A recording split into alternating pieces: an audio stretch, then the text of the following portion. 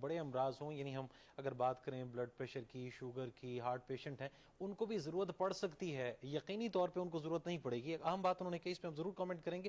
مولانا اس وقت عمران سندھو صاحب ہمارے ساتھ ٹیلی فون لائن پر موجود ہیں. مولانا صاحب خوش آمدید، السلام علیکم. وعلیکم السلام ورحمۃ اللہ وبرکاتہ. بڑی عنایت آپ کی. مولانا صاحب، دینی پہلو کو زیادہ بہتر انداز میں سمجھنے کی ضرورت ہے، کیونکہ آج میں نے خود بھی مشاہدہ کیا کہ چند چھوٹی مساجد میں بھی لوگ قریب قریب کھڑے ہو کر نماز پڑھ رہے ہیں. حکومتی اقدامات بھی اس حوالے سے موجود ہیں، علماء کرام بھی اس حوالے سے رہنمائی کر رہے ہیں. ہم پھر بھی بضد ہیں کہ ہم نے تو اللہ تبارک و تعالیٰ کے گھر یعنی مسجد جا کے ہی قریب کھڑے ہو کے ہی نماز پڑھنی ہے، نہیں پڑھیں گے تو گناہ گار ٹھہرائے جائیں گے. رہنمائی فرمائیے گا. بسم اللہ الرحمن الرحیم. ہمارے نبی کا قول ہے، رسول اللہ صلی اللہ علیہ وسلم کا فرمان ہے کہ اذا سمعتم بالطاعون بالارض فلا تدخلوا، کہ اگر تمہیں پتہ چل جائے کہ کہیں پہ کوئی وبائی بیماری ہے، یعنی طاعون کا ذکر ہے یہاں پہ، تو اس جگہ کے قریب نہ جاؤ، اس جگہ پہ نہ جاؤ جہاں پہ طاعون ہے. وَإِذَا وَقَعَ فِي الْأَرْضِ وَأَنْتُمْ بِهَا فَخْرَجُوا مِنْهَا، اور اگر تم کہیں پہ ادھر موجود ہو، کسی ایسی جگہ پہ موجود ہو جہاں پہ طاعون پھیلا ہوا ہے، تو اس جگہ سے باہر نہ نکلو. یعنی اس میں دو باتوں کی طرف آپ صلی اللہ علیہ وسلم نے اشارہ کیا ہے. ایک یہ کہ جان بوجھ کر کے اپنے آپ کو ہلاکت میں نہ ڈالو، اور اگر بالفرض تمہیں کوئی بیماری لاحق ہو گئی ہے، یعنی اس کا ایک مفہوم یہ بھی بن سکتا ہے، تو تم جا کے دوسروں کو وہ والی بیماری لگانے کا سبب نہ بن جاؤ. تو شریعت کے اندر احتیاط لازم ہے. احتیاط ہی کے اندر توکل کا معنی بھی ہے، احتیاط کے اندر ایذائے مسلم کو دور کرنے کا معنی بھی ہے. مولانا صاحب، ایک اہم نقطے کو ہم سمجھنا چاہیں گے یہاں پہ کہ اگر جان بوجھ کے یعنی آپ احتیاط کے دامن کو تھامتے ہوئے اگر وہ اقدامات کہ جو حکومت کی جانب سے ان پہ عمل نہیں کرتے، تو کیا کسی حد تک آپ قتل کے یا اپنی جان کو خطرے میں ڈال کے خودکشی کے مرتکب ٹھہرائے جائیں گے؟ میں اس بات کو اس سوال کا جواب اس انداز سے دوں گا کہ دیکھیے کہ رسول اللہ صلی اللہ علیہ وسلم نے یہ فرمایا ہے کہ کسی کے رستے سے جو پتھر اٹھائے اس نیت سے کہ مسلمان کو ایذا نہ ہو، تو یہ بھی ایمان ہے، یہ بھی ایمان کا حصہ ہے، یہ ایمان کا پہلا جز ہے. تو اگر ہمیں معلوم ہے کہ اس ہمارے کسی بے احتیاطی سے کسی دوسرے مسلمان بھائی کو ایذا پہنچ سکتی ہے، اور اس اختلاط کے ساتھ ہم دوسرے کے لیے ایذا کا باعث بن جائیں گے، تو یہ بات ہمارے اوپر فرض اور واجب ہے کہ ہم وہ والے اقدام نہ کریں. اور خصوصاً اس وبا کے دور کے اندر، جب کہ وبا اللہ کے حکم سے پوری دنیا کے اندر پھیل چکی ہے، اور اطباء حضرات یہ کہتے ہیں کہ اختلاط سے یہ وبا زیادہ پھیل رہی ہے، تو اب ہر مسلمان کے اوپر واجب ہے کہ اس کا سبب نہ بنے اور کسی دوسرے مسلمان کو دوسرے مسلمانوں تک اس کو پھیلانے کا سبب نہ بنے. تو جو حکومت اس میں احتیاطی تدابیر بتا رہی ہے، جو ہمارے ڈاکٹر حضرات اس کے اندر احتیاطی تدابیر بنا رہے ہیں منسٹری آف ہیلتھ کی طرف سے، تو ہم مسلمانوں کے اوپر، ہم پاکستانی عوام کے اوپر، مسلمانوں کے اوپر یہ واجب ہے کہ ہم اپنی حکومت کا اس کے اندر اس کی اطاعت کریں، کیونکہ اسلام اطاعت کا دوسرا نام ہے. صحیح. یہ بتائیے گا علامہ صاحب، ایک چیز اور آپ سے پوچھنا چاہوں گی کہ اس وقت علماء کرام کا کردار اس حوالے سے کیا ہونا چاہیے؟ ان کی طرف سے، ان کی جانب سے حکومتی اقدامات کو بھی سامنے رکھا ہے. جو علماء کرام کہتے ہیں، جو آپ جیسے جید جو لوگ ہیں ان کو لوگ سنتے ہیں اور ان کی بات مانتے ہیں. تو اس وقت آپ لوگوں کا اس حوالے سے کیا آپ سمجھتے ہیں، کیا کردار ہونا چاہیے تمام علماء کرام کا؟ کس طریقے سے ہم اپنی عوام کو، اپنے لوگوں کو یہ سمجھا سکتے ہیں کہ جان بچانا جو ہے وہ سب سے زیادہ افضل ہے، اپنی بھی اور دوسروں کی بھی؟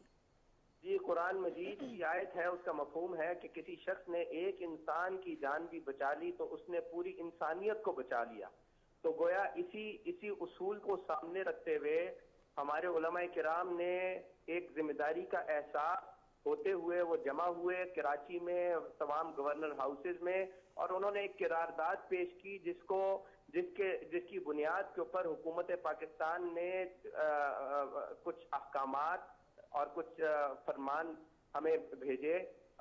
میں یہ سمجھتا ہوں کہ اس کے اندر جو 5ویں شق ہے وہ اس بات کا اندیا دے رہی ہے کہ ہمیں حکومت کی بات کو ماننا اور اس بات کو پھیلانا ہماری بھی ذمہ داری ہے، یعنی علماء کرام کی بھی ذمہ داری ہے، اور عوام کی بھی ذمہ داری ہے کہ حکومت کی بات سنیں اور مانیں۔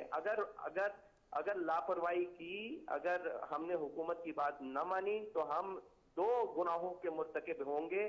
ایک پہلا گناہ یہ کہ ہم کیونکہ حکومت کی نیت اچھی ہے اور لوگوں کو جان بچانے کے لیے کوشش کر رہی ہے ہماری حکومت، تو حکومت کی بات ماننا اس وقت ہر آدمی کے اوپر واجب ہے۔ تو پہلا یہ ہمارے سے یہ واجب بات سنیں اور واجب کے اوپر عمل نہیں کر رہے ہوں گے اگر ہم نے حکومت کی بات نہیں مانی۔